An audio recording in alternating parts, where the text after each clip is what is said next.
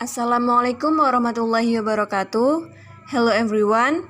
Perkenalkan, nama saya Alimah Fahmi Rahmawati dari Politeknik Elektronika Negeri Surabaya, kelas 3D3 Teknik Elektronika B, dengan NRP 1103181048. Di sini saya akan sharing ilmu mengenai penerapan keselamatan dan kesehatan kerja atau K3 dalam upaya menghindari resiko bahaya kebisingan di lingkungan kerja. Sebelumnya saya ingin bertanya, pernahkah kalian mendengar suara yang terlalu keras hingga harus menutup telinga? Atau tidak dapat mendengar suara lawan bicara ketika berada di lingkungan yang terlalu berisik atau bising? Nah, untuk tahu jawabannya, mari kita menuju ke slide selanjutnya. Latar belakang. Potensi bahaya yang dapat menyebabkan gangguan kesehatan salah satunya ialah kebisingan dengan intensitas tinggi. Kebisingan yang melebihi nilai ambang batas dapat menimbulkan gangguan pendengaran atau kerusakan pada telinga, baik bersifat sementara ataupun permanen, setelah terpapar untuk jangka waktu tertentu tanpa proteksi yang memadai. Secara umum, tenaga kerja masih rendah dalam penggunaan alat pelindung diri yang disediakan oleh perusahaan. Selain itu, rendahnya pemahaman terhadap budaya K3 juga dapat mendorong masalah yang semakin besar.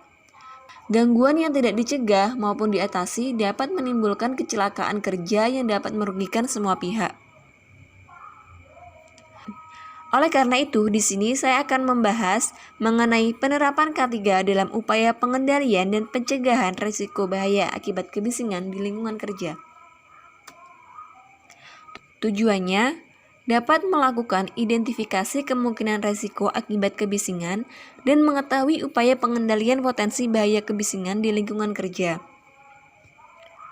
Yang kedua, mengetahui nilai ambang batas atau NAB kebisingan. Dan yang terakhir, mengenalkan alat pelindung diri atau APD untuk menghindari bahaya kebisingan. Manfaat: menambah wawasan tentang kemungkinan risiko dan upaya pengendalian kebisingan, menambah wawasan mengenai NAB, dan yang terakhir dapat memberikan wawasan kepada pembaca terkait alat pelindung diri kebisingan. Batasan masalah. Penerapan K3 dan upaya pencegahan hanya pada bidang kebisingan di lingkungan kerja secara umum. Sumber referensi yang digunakan hanya sebatas penelitian yang sudah ada serta beberapa sumber yang relevan.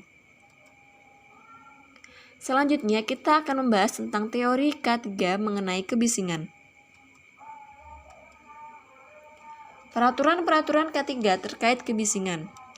Di Indonesia, keselamatan dan kesehatan kerja mengenai kebisingan telah diatur dalam beberapa undang-undang, seperti pada Undang-Undang Keputusan Menteri Tenaga Kerja Nomor Kep 51/Men/1999 dan Keputusan Menteri Tenaga Kerja Nomor Per 13/Men/X/2011 bahwa nilai ambang batas kebisingan adalah sebesar 85 desibel untuk pemaparan 8 jam sehari dan 40 jam seminggu.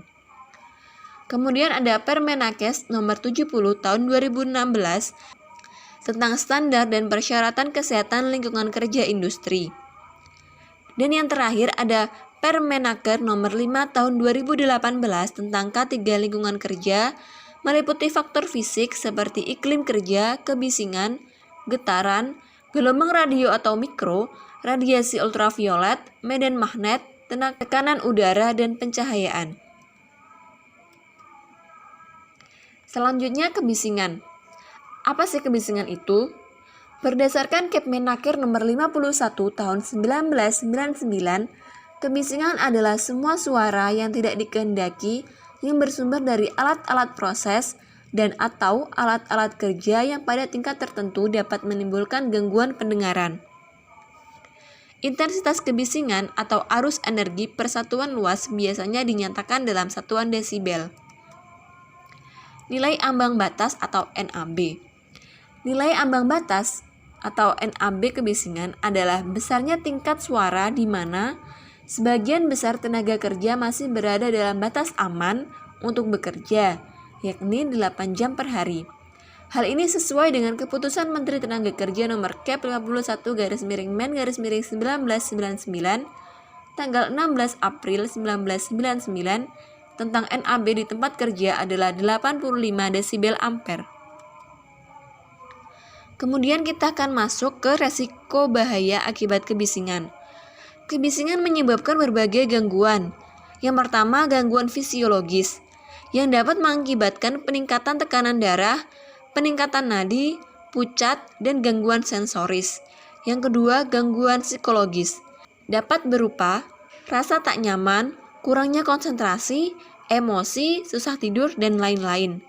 Pemaparan dalam jangka waktu yang lama dapat menyebabkan penyakit psikomatik seperti gastritis dan jantung koroner, serta lain-lain. Yang ketiga, gangguan komunikasi. Gangguan ini disebabkan oleh masking efek kebisingan dan gangguan kejelasan suara yang dapat menyebabkan gangguan pekerjaan. Yang terakhir adalah ketulian. Di antara gangguan yang ditimbulkan akibat kebisingan, maka ketulian merupakan gangguan yang paling serius. Ada beberapa macam ketulian. Yang pertama, ketulian sementara atau temporary threshold shift. Yang kedua, ketulian menetap, permanent threshold shift. Yang ketiga, trauma akustik, yakni terjadinya karena terpapar suara impulsif dengan intensitas tinggi seperti letusan. Kemudian, prebiaceus, yang merupakan menurunnya daya dengar dengan nada tinggi sebagai akibat pertambahan usia yang biasanya terjadi pada orang tua dan terjadi karena adanya kelumpuhan syaraf pendengaran. Dan yang terakhir adalah tinnitus, yakni suatu tanda gejala awal terjadinya gangguan dengan gejala yang ditimbulkan yaitu telinga berdenging saat keadaan hening seperti saat tidur malam atau di ruang pemeriksaan audiometri. Selanjutnya yakni upaya pengendalian kebisingan. Berdasarkan teknik pelaksanaannya, pengendalian kebisingan dapat dibedakan dalam 3 cara. Yang pertama, pengendalian secara teknik meliputi 1. Mengurangi tingkat kebisingan pada sumbernya, seperti pemeliharaan dan pelumasan mesin-mesin dengan teratur, serta pemilihan dan pemasangan mesin dengan tingkat kebisingan rendah. Yang kedua, menghilangkan transmisi kebisingan terhadap manusia, seperti menutup atau menyekat mesin yang mengeluarkan bising atau mengurangi bunyi yang diterima pekerja dengan menggunakan alat pelindung telinga untuk menurunkan intensitas kebisingan. Yang kedua, pengendalian secara administratif. Hal ini bertujuan untuk mengurangi waktu paparan pekerja terhadap bising dengan merotasi dan menyusun jadwal kerja berdasarkan perhitungan dosis paparan sesuai NAB serta pemeriksaan berkala. Yang ketiga, pengendalian dengan alat pelindung diri atau APD seperti pada gambar berikut. APD untuk menjaga kebisingan ada 2 macam. Yang pertama, earplug, yang kedua adalah earmuff. Earplug atau sumbat telinga dapat mengurangi kebisingan mulai dari 8 hingga 30 desibel. Biasanya digunakan untuk proteksi sampai dengan 100 desibel. Kemudian, earmuff atau tutup telinga dapat menurunkan kebisingan dari 25 hingga 40 desibel dan digunakan untuk proteksi sampai dengan 110 desibel. Di sini saya akan menyajikan data pendukung. Yang pertama, data pendukung tentang tingkat kebisingan dan upaya pengendalian. Pada tabel di samping menggambarkan mengenai tingkat kebisingan dan usaha-usaha yang dapat dilakukan untuk mengurangi terjadinya kecelakaan kerja akibat kebisingan. Industri bengkel permesinan memiliki tingkat kebisingan yang lebih tinggi dibanding dengan industri lainnya, di mana tingkat kebisingannya sekitar 97 desibel. Dan hal ini telah di atas ambang batas yang ditentukan oleh Peraturan Menteri Kesehatan Nomor 1405 Tahun 2002 yang telah memberikan persyaratan kesehatan lingkungan kerja yang menyatakan bahwa tingkat kebisingan di ruang kerja maksimal 85 desibel. Lebih lanjut, untuk dapat menghindari dan mengeliminasi terjadinya kebisingan, maka perusahaan telah memasang tanda yang menyatakan lokasi pekerjaan merupakan sumber kebisingan. Di samping itu, pemakaian APD dan rotasi shift kerja dilakukan guna menghindari paparan secara terus-menerus pada karyawan. Yang kemudian tabel kedua merupakan perbandingan penggunaan APD berdasarkan jenis kelamin dan usia responden. Pada tabel di samping menggambarkan informasi mengenai perbandingan pemakaian APD terkait kebisingan yang didasarkan pada jenis kelamin dan usia responden.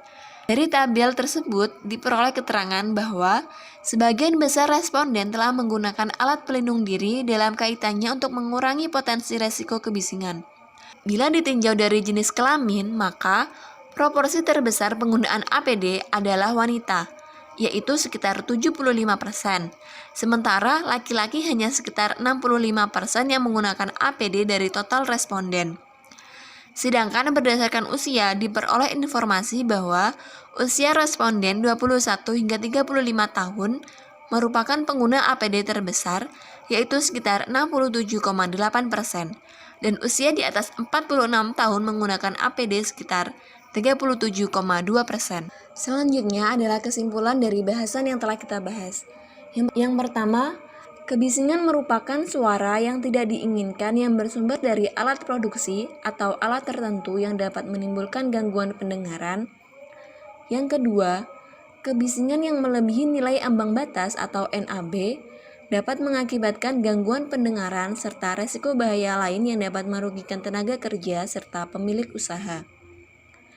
Dan yang terakhir, para pemilik usaha mempunyai peran yang cukup penting dalam upaya menghindari risiko bahaya yang dapat diakibatkan dari paparan tingkat kebisingan pada lingkungan kerja. Yang terakhir, saran yang dapat saya berikan yaitu, pertama, hendaknya setiap tenaga kerja selalu memperhatikan dan mengutamakan keselamatan dan kesehatan kerja di lingkungan kerja, serta memperhatikan faktor-faktor kesehatan dan keselamatan kerja itu sendiri.